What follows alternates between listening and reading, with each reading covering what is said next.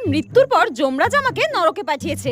আর নরকে আজকে আমার 3 সপ্তাহ হলো। সকালবেলা ঘুম থেকে উঠে রেডি সেডি হয়ে আমি গেলাম ব্রেকফাস্ট করতে। আর এখানে কিন্তু এক এক দিন এক এক রকম ব্রেকফাস্ট দেয়। আর আজ কিন্তু ব্রেকফাস্টে ছিল চাবুকের মার আর পচা রক্ত। যাই হোক, চাবুকের মারটা আমার সহ্য হলেও এই পচা রক্তটা আমার একদম পেটে সহ্য হয়নি। আজকে আমি খুবই খুশি ছিলাম, কারণ আমার বেস্ট ফ্রেন্ড আমাকে ফোন করে বলেছে ও আজকে মারা গেছে আর ও আমারই মতো নরকে আসছে। আর আমিও ওকে বললাম চলে আয় চলে আয়, এখানে খুব মজা হচ্ছে। ও তো জানেই না ওকে আমি মিথ্যে কথা বলেছি। একবার আয় না, চাবুকের বাড়ি খেলে সব মজা বেরিয়ে যাবে। আর যেতে যেতে হঠাৎ আমার রিমঝিমের সঙ্গে দেখা। ওর আজকে শাস্তি শেষ হয়ে যাচ্ছে আর ও আমাকে বলল টাটা, আমি নরক থেকে বিদায় নিচ্ছি। পরের জন্মে আমাকে যমরাজ বলেছে কুকুর বানাবে। আর আমি বললাম কেন, তোকে কুকুর বানাবে কেন, মানুষ বানাবে না? তখন রিমঝিম বলল না না, আমি আর মানুষ হতে চাই না। মানুষের জীবন অনেক কষ্টের, এর থেকে কুকুর হয়ে জন্মানোই ভালো। ঘুমাও, খাও দাও আর পাহারা দাও, আমার তো খুব মজা হচ্ছে, টাটা। তারপর আমি দেখলাম যমরাজ আমার জন্য ফুটন্ত তেল রেখেছে আর আমাকে গরম তেলে ভাজা